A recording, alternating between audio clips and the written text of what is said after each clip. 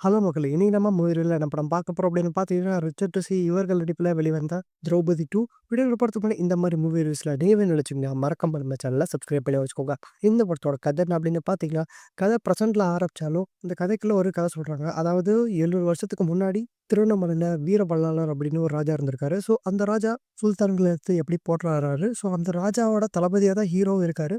So ஒரு கட்டத்தில அந்த ராஜாவோட பையனையே சுல்தான்களும் கடத்திருவாங்க. ஸோ அவர எப்படி மீட்கிறாங்க? ஸோ இதுக்கப்புறமா என்னலாம் நடக்குது? அப்படிங்கிற ஒரு ஹிஸ்டாரிக் கதைய பேஸ் பண்ண படம் தான் இந்த படத்தோட ஒன்லைன்.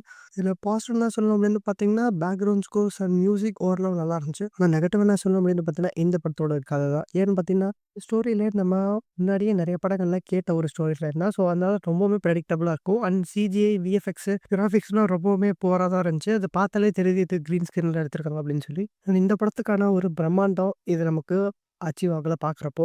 அண்ட் ஸ்க்ரீன் பிளேவாவும் இன்ட்ரெஸ்டிங்கா எந்த ஒரு விஷயமும் இல்ல. அண்ட் ஆப்வியஸ்லி இந்த படமும் சில கான்ட்ரோவர்சிகள் உள்ள இருக்கு. ஸோ அதெல்லாம் தவிர்த்தாலுமே இந்த படம் எல்லாருமே பார்க்க வேண்டிய படமா அப்படின்னு கேட்டா கிடையாது. ரொம்ப ரொம்ப ஆவரேஜ் தான் இருந்துச்சு. உங்களுக்கு இந்த மாரி படங்கள்லாம் ரொம்ப பிடிக்கும். நீங்க வேணா இந்த படத்த ட்ரை பண்ணி பார்க்கலாம். சப்போஸ் நீங்க இந்த படத்த ட்ரை பண்ணியிருந்தீங்கன்னா, உங்களுக்கு இந்த படம் எப்படி ஒர்க் ஆச்சு, ஒர்க் ஆகல அப்படிங்கிறத மறக்காம கமெண்ட் பண்ணுங்க. Thank you.